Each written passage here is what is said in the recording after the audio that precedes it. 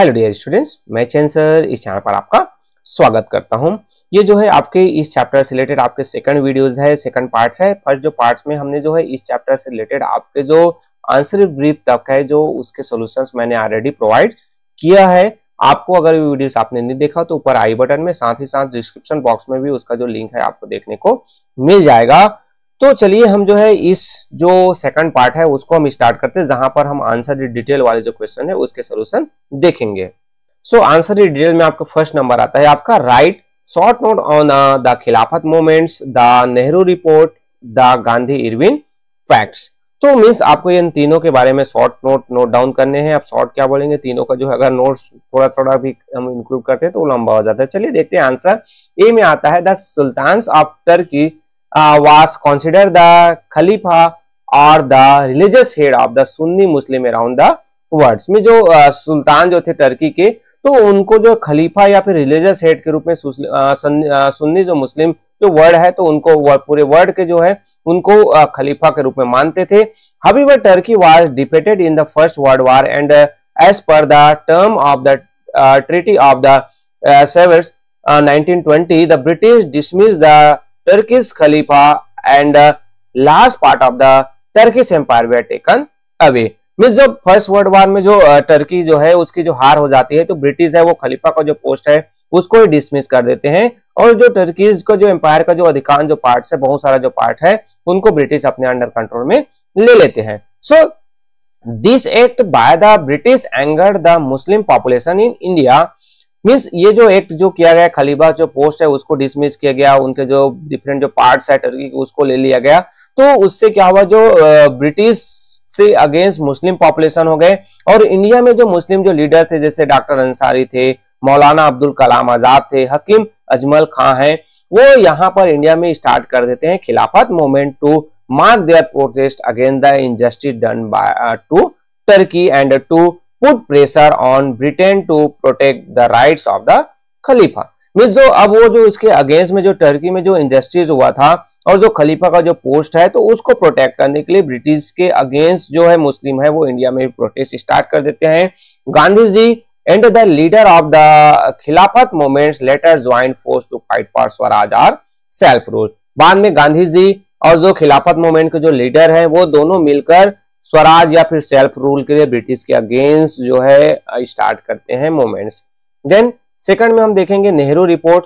सो B number में आपका आता है in response to the Simon Commission the Indian leader decide to draw up a constitution for India that was acceptable to all. मतलब India या भारत के लिए जो साइमन कमीशन आया था तो उसके विरोध में इंडियन जो लीडर डिसाइड करते कि हम अपना खुद कॉन्स्टिट्यूशन बनाएंगे। सो The all parties conference met in 1928 and appointed a committee headed by Motilal Nehru to drop a constitution। मतलब जो है सभी पार्टियों का एक मीटिंग होता है 1928 में और मोतीलाल नेहरू के लीडरशिप में एक कॉन्स्टिट्यूशन कमिटी जो है उसका फॉर्मेशन किया जाता है। The report of the committee known as the Nehru report recommended that India be guaranteed dominion status self government with the British empire immediately and demand fundamental rights for the Indian citizen. Means अब ये जो report जो committee अपना report देती है उसमें कहा गया है, जिसे हम नेहरू रिपोर्ट कहते हैं, तो जो डोमिनियन स्टेटस के रूप में मतलब जो सेल्फ गवर्नमेंट रहेगा बट हम ब्रिटिश एम्पायर के अंडर कंट्रोल में रहेंगे तो उनको तुरंत इमीडिएट जो सेल्फ गवर्नमेंट ट्रांसफर किया जाए, साथ ही साथ जो फंडामेंटल राइट्स है वो इंडियन सिटीजन के लिए डिमांड किया गया था। देन नेक्स्ट सी नंबर आता है कि आपके in early 1931 and agreement was reach between the viceroy of India Lord Irwin and Gandhi ji. मतलब 1931 में जो गांधी जी और जो लॉर्ड इरविन थे उस समय जो इंडिया के वायसराय हुआ करते थे उनके बीच एग्रीमेंट होता है जिसे कहा जाता है गांधी इरविन पैक्ट। और इसमें क्या था, as per this pact the British government agree to release all political prisoner against whom there were no charge of violence. मतलब जो पॉलिटिकल जो प्रिजनर मतलब जो इंडियन जो लीडर्स है जिनके अगेंस्ट कोई वायलेंस नहीं है, वायलेंस का चार्ज नहीं है, ऐसे लोगों को अरेस्ट किया गया था, उनको ब्रिटिश गवर्नमेंट रिलीज करेगा और उसके रिटर्न में in return the INC suspended the civil disobedience movement and agreed to participate in discussion with the British government. और इंडियन नेशनल कांग्रेस है वो सिविल डिसोबीडियंस जो मूवमेंट उस समय चल रहा था उसको वो सस्पेंड कर देगा और वो जो है पार्टिसिपेट करेगा जो डिस्कशन, जो सेकंड राउंड टेबल कॉन्फ्रेंस जो ब्रिटिश में होने वाला था, ब्रिटेन में, तो उसमें इंडियन नेशनल कांग्रेस में जो महात्मा गांधी है वो पार्टिसिपेट करेगा गांधी इरविन पैक्ट के थ्रू। तो ये था। देन सेकंड आप क्वेश्चन आता है आपका, the Dandi march was the fighting start to the civil disobedience movement, do you agree with this statement, justify your answer. Means जो दांडी मार्च जो हुआ था तो वो सिविल डिसोबीडियंस मूवमेंट का स्टार्टिंग पॉइंट था, ऐसा कहा जाता है। तो इससे रिलेटेड आंसर देने हैं। तो yes, I agree with the statement that the Dandi March was a fighting start to the civil disobedience। मतलब जो सिविल डिसोबीडियंस मूवमेंट का जो स्टार्ट है वो दांडी मार्च से हुआ था। This March was undertaken by Mahatma Gandhi and many of his supporters as a mark of protest against the grossly unjust salt law the British government had imposed on Indians। मतलब ये जो एक मार्च हुआ था गांधी जी का कि जो जस्ट जो साल्ट लॉ था, मतलब साल्ट लॉ में क्या था, according to the salt law the British colonial government had the sole right to manufacture salt in India. में जो सॉल्ट लॉ में था कि भाई सिर्फ ब्रिटिश गवर्नमेंट के जो लोग हैं, उनसे रिलेटेड जो व्यक्ति हैं, ब्रिटिश है, वही जो है सॉल्ट बना सकते थे। To make matter worse, heavy tax were levied on the purchase of salt. मतलब जो सॉल्ट आप खरीदते थे इंडियन, तो उस पर भी बहुत ज्यादा जो टैक्स है इम्पोज कर दिया था। और सॉल्ट जो है क्या था, begin a necessity that the tax ensure a sizable income for the government but improvised the Indians peoples and denied them access to basic commodities। मतलब जो ये जो सॉल्ट है वो बहुत ज्यादा इनकम होता था, क्योंकि जरूरी है, क्योंकि हर एक घर में जो है किसी न किसी रूप से सॉल्ट का जो है यूज किया जाता था। तो इससे जो इंडिया जो है गरीब हो रहे थे और ब्रिटिश जो है अमीर होते जा रहे थे। सो महात्मा गांधी जो है walked 400 kilometre from the Sabarmati Ashram to Dandi a coastal town. मतलब गांधी जी है 400 किलोमीटर जो है पैदल चलते हैं अपने साबरमती आश्रम से दांडी जो प्लेस जो है, जो कि कोस्टल टाउन था गुजरात में, वहां तक। Then when Mahatma Gandhi reach दांडियन, दांडी में जो है वो पहुंचते हैं 6 अप्रैल 1930 को। He picked up a handful of salt from the shore. मतलब वो अपने हाथों से सॉल्ट तो थोड़ा सा उठाते हैं और ये क्या हो जाता है, this symbolic act broken the British salt laws and set the trend for the civil disobedience movement that followed। This simple act sent a powerful message to the British government because it is hit the British where it hurt the most the profit they made from India। और ये जो जैसे वो salt pickup करते हैं तो ये एक सिंबल हो जाता है कि अब जो इंडियंस है वो भी सॉल्ट बना सकते हैं, और इससे कहीं ना कहीं ब्रिटिश को बहुत ज्यादा जो लॉस होता है, क्योंकि जो है सॉल्ट का जो इनकम है वो बहुत ज्यादा था और ब्रिटिश गवर्नमेंट इससे बहुत ज्यादा हर्ट होते हैं। तो इस तरीके से ये सेकंड का आंसर है। नेक्स्ट आता है आपका थर्ड नंबर का, कंपैरिजन करने हमें non cooperation movement, civil disobedience movement और क्वाइट इंडिया मूवमेंट्स में, कि ये जो है सभी जो है पीपल्स का बहुत ज्यादा सपोर्ट मिला और इंपॉर्टेंट रहा कि जो इंडिपेंडेंट स्ट्रगल में। तो चलिए आंसर देखे हैं। In December 1920 the INC launch the non cooperation movement for the attainment of Swaraj and to protest against the Jallianwala Bagh massacres and the injustice done to Turkey. मतलब जो 1920 में जो इंडियन नेशनल कांग्रेस के द्वारा नॉन कोऑपरेशन मूवमेंट लॉन्च किया गया स्वराज के लिए, जलियांवाला बाग मैसेकर हुआ था उसके लिए, और जो टर्की में जो इंसिडेंट हुआ था तो मुस्लिम लीग के साथ मिलकर ये जो नॉन कोऑपरेशन मूवमेंट है वो लॉन्च किया जाता है। The movement ask people to boycott British goods and refuse to work on cooperation with the British. और लोगों से इस मूवमेंट में कहा जाता है कि भाई ब्रिटिश गुड का बायकॉट किया जाए और ब्रिटिश को वर्क करने से मना कर दें, उसको किसी भी तरीके से कोऑपरेट नहीं करना है। Large quantities of foreign goods were burn in many places. मतलब बहुत जगह जो है फॉरेन जो गुड, स्पेशली जो ब्रिटिश जो गुड सामान है उसको जलाया गया। The charkha and khadi became symbols of this progress. मतलब यहाँ पर प्रोग्राम्स है तो इस जो प्रोग्राम का जो चरखा और खादी एक सिंबल्स के रूप में बन गया था, क्योंकि वो जो स्वदेशी का जो सिंबल्स था। देन स्टूडेंट्स है वो अपनी जो स्टडी को छोड़ने लगे, पीपल्स है अपने गवर्नमेंट जॉब है वो छोड़ने लगे, लॉयर्स है वो ब्रिटिश कोर्ट को बाइकआउट करने लगे। तो इस तरीके से ये जो है नॉन कोऑपरेशन मूवमेंट हुआ। देन नेक्स्ट आपका आता है सिविल डिसोबीडियंस मूवमेंट। तो civil disobedience was launch with the historic Dandi march in 1930s। मतलब सिविल डिसोबीडियंस मूवमेंट है दांडी मार्च के साथ स्टार्ट होता है। The programmes of civil disobedience spread throughout the countries with hartal, demonstration and boycotts. मतलब जो है जगह जगह जो है सिविल डिसोबीडियंस मूवमेंट में हड़ताल होने लगी, डेमोन्स्ट्रेशन होने लगा, बायकॉट होने लगा। वुमेन्स भी पार्टिसिपेट करते हैं in this movement in large number, बहुत सारे वुमेन्स पार्टिसिपेट करते हैं। Even to the satyagraha remain non violent, the participants were severely beaten up by the police. मतलब जो सत्याग्रह है नॉन वायलेंस था, फिर भी पुलिस के द्वारा क्या किया जाने लगा, पिटाई किया जाने लगा, लोगों को अरेस्ट किया जाने लगा। नेक्स्ट आपका आता है कि जो हमारा जो क्वाइट इंडिया जो मूवमेंट्स है, तो dissolution by the failure of the Cripps mission, the all Indian National Congress committee meet in Bombay on 8 August 1942 and pass the historic quit India resolution. Means जो क्रिप्स मिशन फेल हो गया, तो इसके कारण से 8 अगस्त 1942 को जो है इंडियन नेशनल कांग्रेस है उसकी मीटिंग होती है बॉम्बे में, और वो जो है क्विट इंडिया जो मूवमेंट्स है उसको लॉन्च करते हैं।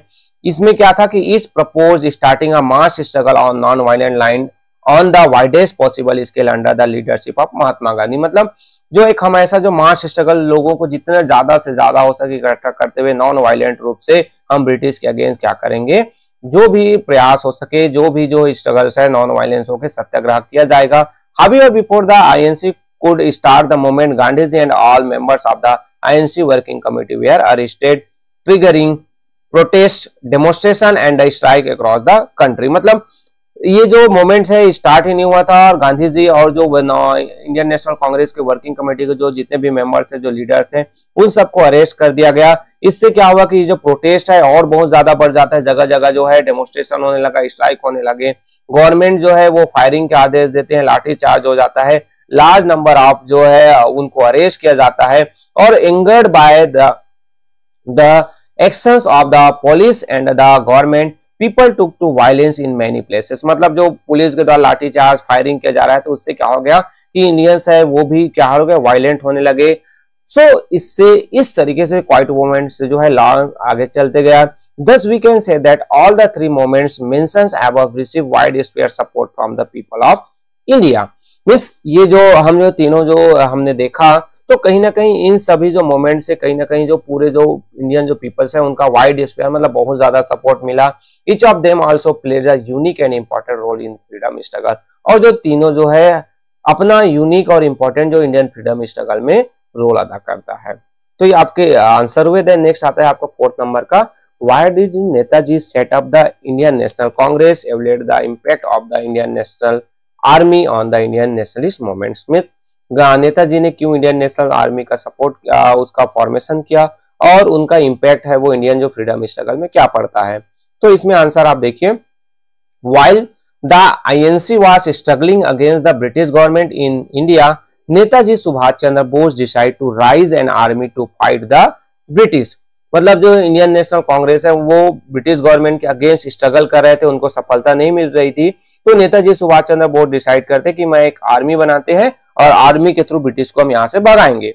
सो he believed that all out war was the only way to win freedom from the British. British से जीतने के लिए, आजादी के लिए ऑल आउट वार मतलब अंतिम सांस तक लड़ना ही एक उपाय है। सो he built the Indian National Army और the आजाद हिंद फौज in Singapore in 1943। इस कारण से वो इंडियन नेशनल आर्मी या फिर उसे आजाद हिंद फौज भी कहा जाता था, वो जापान का जो सिंगापुर शहर है वहां पर वो बनाते हैं 1943 में। और in 1944 the INA advanced with the Japanese up to the frontier of India। मतलब वो जापानीज आर्मी के साथ मिलकर जो INA है वो इंडिया में बहुत अंदर तक पहुंच जाता है, but the INA could not succeed against the superior force of the aligned South East Asian commands। मतलब ये जो इंडियन नेशनल आर्मी है वो जो साउथ ईस्ट एशियन जो कमांड्स है, मीन जो ब्रिटिश और जो और अदर जो कंट्रीज थे उनके जो सुपीरियर आर्मी है उनके साथ वो टिक नहीं पाते हैं और उनकी हार हो जाती है। But however even though the INA could not liberate India, it had a powerful impact on Indian nationalist movement। मतलब उनको सफलता नहीं मिली, बट उनका जो इम्पैक्ट है वो जो हमारे जो देशभक्त जो थे जो यहाँ पर लड़ाई लड़ रहे थे आजादी के, उन पर बहुत बड़ा इम्पैक्ट पड़ता है। It boosted the morale of the freedom fighters in India. Morale जो है वो बूस्ट करता है। Also after witnessing the widespread support given to the INA by the Indians, the British government realised that the Indians were determined to win freedom at any cost and that they could no longer depend on the loyalty of the Indian army. मतलब ये जो INA को जो Indians का full support मिलता है, तो उससे ब्रिटिश जो समझ जाते हैं कि भाई अब जो है हम इंडियन को विश्वास नहीं जीत सकते हैं, तो इस कारण से जो एक बहुत बड़ा इम्पैक्ट है वो इंडियन नेशनल आर्मी का, इंडियन जो नेशनलिस्ट मूवमेंट में हमें देखने को मिलता है। नेक्स्ट आपका आएगा 5th नंबर का, describe the events that preceded and led to the partition of India, what were the effect of the partition on India and Pakistan. Means जो इंडिया का पार्टीशन हुआ तो उसमें क्या क्या प्रोसीजर हुआ, कैसे कैसे जो पार्टीशन का हुआ और उसका क्या इम्पैक्ट पड़ता है, तो ये भी आपका थोड़ा सा बहुत ज्यादा लॉन्ग आंसर होगा। चलिए, after the victory of the INC in the election in 1937 का जो इलेक्शन हुआ जिसमें इंडियन नेशनल कांग्रेस की जीत हुई, तो मुस्लिम लीग है वो क्या हो गए, put forward two nation theory पर आ जाते हैं, क्योंकि उनको पता चल गया कि भी failed that the interest of the Muslim minority could not be protected by the Hindu majority. मतलब जो हिंदू जो मेजॉरिटी थे यहाँ पर, तो जब उनका जो गवर्नमेंट बनेगा, आजाद होंगे, तो फिर मुस्लिमों को कोई प्रभाव नहीं मिलेगा। सो दे claimed that Hindus and Muslims were not merely separate religion communities but were also culturally and racially different। मतलब जो हिंदू है और मुस्लिम दोनों एक अलग रीजन ही नहीं है, उनके कल्चर और रेशियल भी डिफरेंसेस है। सो इस कारण से देयरफॉर इन 1940 जो मुस्लिम जो लीग है वो रेजुलेशन पास करते हैं और इंडिया और पाकिस्तान को जो बंटवारा के लिए टू नेशन थ्योरी लेकर आते हैं और एक अलग से मुस्लिम जो स्टेट जिसका नाम पाकिस्तान वो देते हैं। देन इसी में एक अलग इंसिडेंट है कि ऑन 20 फरवरी 1947 को क्लेमेंट एटली जो है अनाउंस करते हैं कि जो ब्रिटिश है वो कंप्लीटली जो पावर है वो इंडियंस को ट्रांसफर कर देंगे जून 1948 को। So after this announcement Muslim league है वो स्टार्ट कर देते हैं कि भाई पार्टीशन होना चाहिए, कंट्री का 2 भागों में होना चाहिए और rights accord in several part of the country. और इंडिया के जो अलग अलग पार्ट्स है वहां पर जो है दंगे फसाद होने लगते हैं, बहुत सारे हिंदू मुस्लिम है वो मारे जाते हैं। सो ऑन 23 मार्च 1947 को the league observe Pakistan day, और इस दिन वो पाकिस्तान डे के रूप में मनाते हैं। Then in June 1947 Lord Mountbatten presented a plan for the participation of British India into 2 independent state India and Pakistan. 1947 में माउंटबेटन प्लान लाते हैं और इंडिया एंड पाकिस्तान को 2 सेपरेट स्टेट में बांटने का प्लान लेके आते हैं। देन दो इंडियन जो लीडर्स है वो एग्री हो जाते हैं, आईएनसी जो लीडर्स है में जो कांग्रेस के जो लीडर है वो एग्री हो जाते हैं ताकि फर्दर ब्लड शेड मतलब किसी भी तरीके से पुनः खून खराबा ना हो इसलिए। और गांधी जी जो कि who have devoted his entire life to the cause of Hindu Muslim unity very reluctantly accepted the partition of India. Gandhi ji पूरा हिंदू मुस्लिम के लिए अपना जीवन लगा देते हैं एकता करने के लिए, वो भी इस प्लान को एक्सेप्ट कर लेते हैं क्योंकि फिर से कहीं पर किसी की जो जान ना जाए। देन जो पार्टीशन है उससे रिलेटेड आता है कि जो partition saw millions of people migrating across the Indo Pakistan border and it resulted in some of the worst communal riots in the history of the world. मतलब जो पाकिस्तान और जो जब और भारत में बंटवारा होता है तो लोगों को पाकिस्तान से जो है हिंदू जितने थे उनको भारत आना पड़ा और हिंदू जितने आपके मुस्लिम जितने भारत में थे उनको पाकिस्तान जाना पड़ा।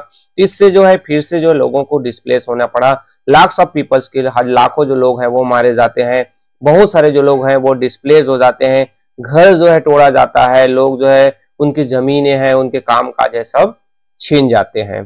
तो इस तरीके से इस चैप्टर से रिलेटेड ये जो लॉन्ग आंसर था। नेक्स्ट आता है आपका map based question. Map based question में आउटलाइन मैप जो इंडिया का है वहां पर गांधी जी के द्वारा साबरमती आश्रम से लेकर जो दांडी का जो हुआ था उसी राजा गोपालाचारी के द्वारा जो दांडी उनके द्वारा जो मार्च किया गया था शॉर्ट मार्च, तो उनका जो रूट आपको क्या करना है बताना है, तिरुचिपल्ली और जो वेदारण्यम है वहां तक।